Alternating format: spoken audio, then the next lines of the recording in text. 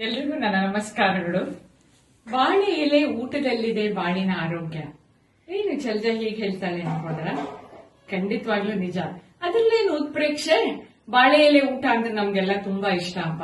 ಇವತ್ತು ಹಬ್ಬ ಗೊತ್ತಾ, ನಮ್ಮ ಮನೇಲಿ ಬಾಳೆದೆಲೆ ಊಟ. ಅದು ಯಾವ್ದಾದ್ರು ಹೋಟೆಲಲ್ಲಿ ಬಾಳೆದೆಲೆ ಮೇಲೆ ಊಟ ಕಡೆ ಎಷ್ಟು ರುಚಿಯಾಗಿರುತ್ತಲ್ಲ ಅಂತ ಸಾಮಾನ್ಯವಾಗಿ ನಾವು ಹೇಳ್ತಾ ಇರ್ತೀವಿ.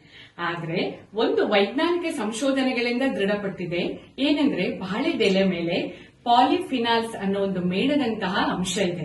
ಬಾಳೆದೆಲೆ ಮೇಲೆ ಬಿಸಿ ಬಿಸಿಯಾಗಿ ಅನ್ನ, ತುಪ್ಪ ಅಥವಾ ಕಡುಬು, ಇಡ್ಲಿ ಹಾಕಿದಾಗ ಆ ಮೇಣದಂತಹ ಅಂಶ ಕರಗಿ ಆಹಾರದ ಮೇಲೆ ಹೋಗುತ್ತೆ. ಆ ಆಹಾರ ನಾವು ಸೇವಿಸಿದಾಗ ಅದು ನಮ್ಮ ದೇಹದೊಳಗೆ ಹೋಗುತ್ತೆ. ಇದು ದೇಹದಲ್ಲಿ ರೋಗ ನಿರೋಧಕ ಶಕ್ತಿಯನ್ನು ಹೆಚ್ಚಿಸುತ್ತೆ.